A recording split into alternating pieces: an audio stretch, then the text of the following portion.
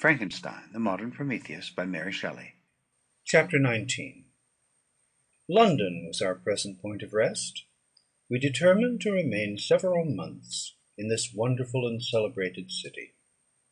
Clerval desired the intercourse of the men of genius and talent who flourished at this time, but this was with me a secondary object. I was principally occupied with the means of obtaining the information necessary for the completion of my promise, and quickly availed myself of the letters of introduction that I had brought with me, addressed to the most distinguished natural philosophers. If this journey had taken place during my days of study and happiness, it would have afforded me inexpressible pleasure.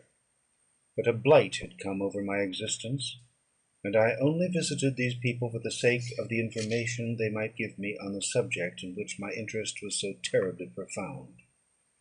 Company was irksome to me. When alone, I could fill my mind with the sights of heaven and earth. The voice of Henry soothed me, and I could thus cheat myself into a transitory peace. But busy, uninteresting, joyous faces brought back despair to my heart. I saw an insurmountable barrier placed between me and my fellow men. This barrier was sealed with the blood of William and Justine, and to reflect on the events connected with those names filled my soul with anguish. But in Clerval I saw the image of my former self. He was inquisitive and anxious to gain experience and instruction. The difference of manners which he observed was to him an inexhaustible source of instruction and amusement. He was also pursuing an object he had long had in view. His design was to visit India, in the belief that he had, in his knowledge of its various languages, and in the views he had taken of its society, the means of materially assisting the progress of European colonization and trade. In Britain only could he further the execution of his plan. He was for ever busy, and the only check to his employments was my sorrowful and dejected mind. I tried to conceal this as much as possible, that I might not debar him from the pleasures natural to one who was entering on a new scene of life, undisturbed by any care or bitter recollection. I often refused to accompany him, alleging another engagement, that I might remain alone. I now also began to collect the materials necessary for my new creation, and this was to me like the torture of single drops of water continually falling on the head. Every thought that was devoted to it was an extreme anguish, and every word that I spoke in allusion to it caused my lips to quiver and my heart to palpitate. After passing some months in London, we received a letter from a person in Scotland who had formerly been our visitor at Geneva. He mentioned the beauties of his native country, and asked us if those were not sufficient allurements to induce us to prolong our journey as far north as Perth, where he resided. Clerval eagerly desired to accept this invitation, and I, although I abhorred society, wished to view again mountains and streams, and all the wondrous works with which nature adorns her chosen dwelling places. We had arrived in England at the beginning of October, and it was now February. We accordingly determined to commence our journey towards the north at the expiration of another month. In this expedition we did not intend to follow the great road to Edinburgh, but to visit Windsor, Oxford, Matlock, and the Cumberland Lakes, resolving to arrive at the completion of this tour about the end of July. I packed up my chemical instruments and the materials I had collected, resolving to finish my labours in some obscure nook of the northern highlands of Scotland. We quitted London on the 27th of March, and remained a few days at Windsor, rambling in its beautiful forest. This was a new scene to us mountaineers. The majestic oaks, the quantity of game, and the herds of stately deer were all novelties to us. From thence we proceeded to Oxford. As we entered the city, our minds were filled with the remembrance of the events that had been transacted there more than a century and a half before. It was here that Charles I had collected his forces. This city had remained faithful to him, after the whole nation had forsaken his cause to join the standard of Parliament and liberty. The memory of that unfortunate king and his companions, the amiable Falkland, the insolent Goring, his queen and son, gave a peculiar interest to every part of the city, which they might be supposed to have inhabited. The spirit of elder days found a dwelling here, and we delighted to trace its footsteps. If these feelings had not found an imaginary gratification, the appearance of the city had yet in itself sufficient beauty to obtain our admiration. The colleges are ancient and picturesque, the streets are almost magnificent, and the lovely Isis, which flows beside it through meadows of exquisite verdure, is spread forth into a placid expanse of waters, which reflects its majestic assemblage of towers and spires and domes, embosomed among aged trees. I enjoyed this scene, and yet my enjoyment was embittered both by the memory of the past and the anticipation of the future. I was formed for peaceful happiness.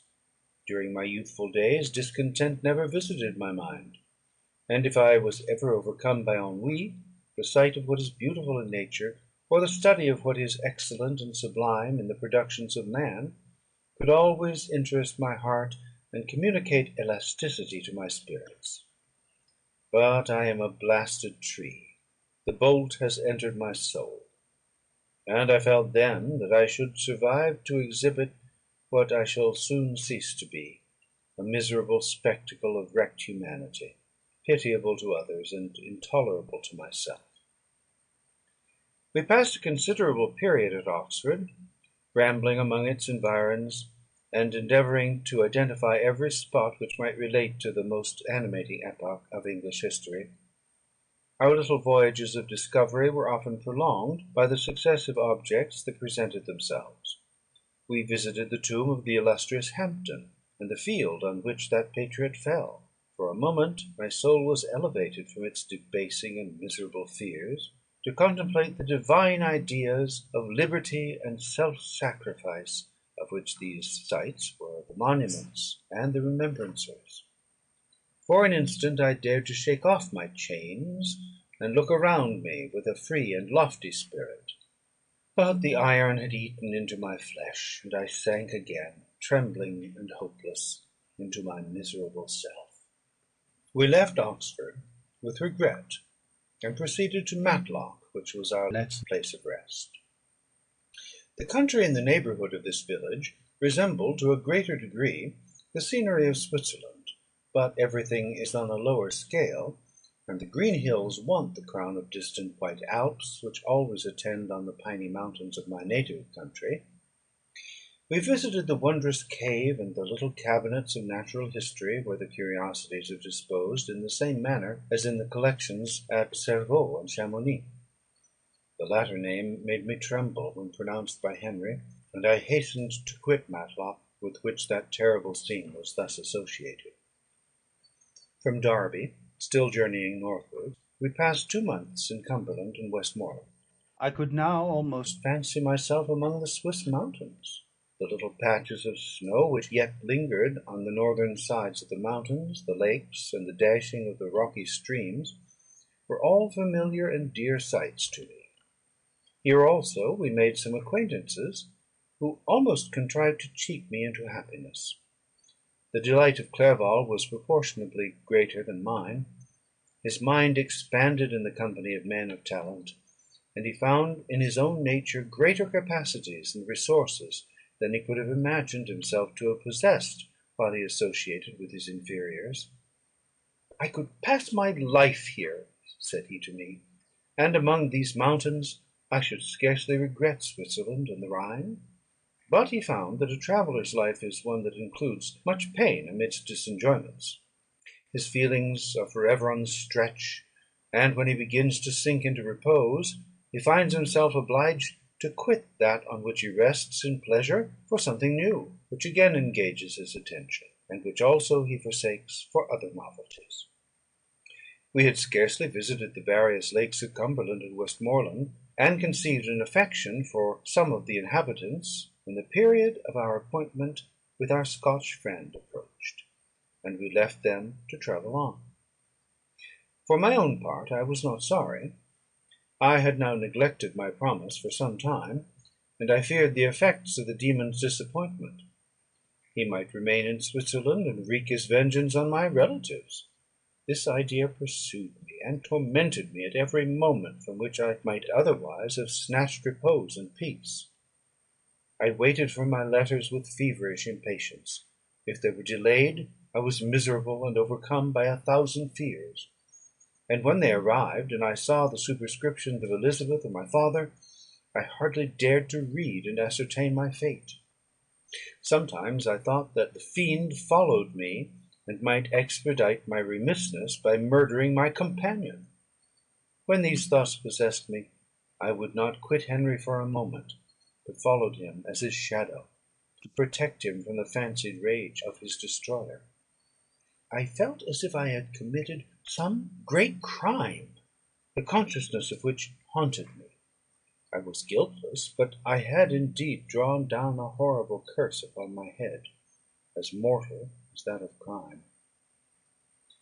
I visited Edinburgh with languid eyes and mind, and yet that city might have interested the most unfortunate being. Clerval did not like it so well as Oxford, for the antiquity of the latter city was more pleasing to him. But the beauty and regularity of the new town of Edinburgh, its romantic castle and its environs, the most delightful in the world, Arthur's Seat, St. Bernard's Well, and the Pentland Hills, compensated him for the change, and filled him with cheerfulness and admiration. But I was impatient to arrive at the termination of my journey. We left Edinburgh in a week, passing through Cupar, St. Andrews, and along the banks of the Tay to Perth, where our friend expected us. But I was in no mood to laugh and talk with strangers, or enter into their feelings or plans with the good humour expected from a guest; and accordingly I told Clerval that I wished to make the tour of Scotland alone. "Do you," said I, "enjoy yourself, and let this be our rendezvous. I may be absent a month or two, but do not interfere with my motions, I entreat you. Leave me to peace and solitude for a short time, and when I return I hope it will be with a lighter heart, more congenial to your own temper." Henry wished to dissuade me, but seeing me bent on this plan, ceased to remonstrate. He entreated me to write often. "I had rather be with you," he said, "in your solitary rambles, than with these Scotch people, whom I do not know. Hasten then, my dear friend, to return, that I may again feel myself somewhat at home, which I cannot do in your absence." Having parted from my friend, I determined to visit some remote spot of Scotland, and finish my work in solitude. I did not doubt that the monster followed me, and would discover himself to me when I should have finished, that he might receive his companion. With this resolution, I traversed the northern Highlands, and fixed on one of the remotest of the Orkneys as the scene of my labours. It was a place fitted for such a work, being hardly more than a rock, whose high sides were continually beaten upon by the waves. The soil was barren, scarcely affording pasture for a few miserable cows, and oatmeal for its inhabitants, which consisted of 5 persons, whose gaunt and scraggly limbs gave token of their miserable fare. Vegetables and bread, when they indulged in such luxuries, and even fresh water, was to be procured from the mainland, which was about 5 miles distant. On the whole island there were but 3 miserable huts, and one of these was vacant when I arrived. This I hired. It contained but 2 rooms, and these exhibited all the squalidness of the most miserable penury. The thatch had fallen in, the walls were unplastered, and the door was off its hinges. I ordered it to be repaired, bought some furniture, and took possession; an incident which would doubtless have occasioned some surprise, had not all the senses of the cottagers been benumbed by want and squalid poverty. As it was, I lived ungazed at and unmolested, hardly thanked for the pittance of food and clothes which I gave; so much does suffering blunt even the coarsest sensations of men.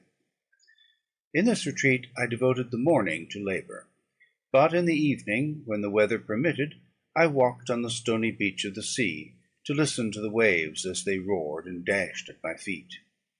It was a monotonous yet ever-changing scene. I thought of Switzerland. It was far different from this desolate and appalling landscape. Its hills are covered with vines, and its cottages are scattered thickly in the plains. Its fair lakes reflect a blue and gentle sky, and, when troubled by the winds, their tumult is but as the play of a lively infant when compared to the roarings of the giant ocean. In this manner I distributed my occupations when I first arrived, but as I proceeded in my labour, it became every day more horrible and irksome to me. Sometimes I could not prevail on myself to enter my laboratory for several days, and at other times I toiled day and night in order to complete my work. It was indeed a filthy process in which I was engaged. During my first experiment, a kind of enthusiastic frenzy had blinded me to the horror of my employment. My mind was intently fixed on the consummation of my labour, and my eyes were shut to the horror of my proceedings. But now I went to it in cold blood, and my heart often sickened at the work of my hands. Thus situated, employed in the most detestable occupation, immersed in a solitude where nothing could for an instant call my attention from the actual scene in which I was engaged, my spirits became unequal. I grew restless and nervous. Every moment I feared to meet my persecutor.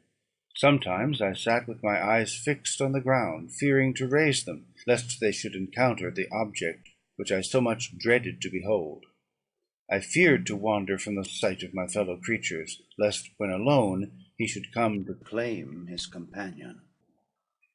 In the meantime I worked on, and my labour was already considerably advanced. I looked towards its completion with a tremulous and eager hope, which I dared not trust myself to question, but which was intermixed with obscure forebodings of evil that made my heart sicken in my bosom. End of Part 23 of Frankenstein.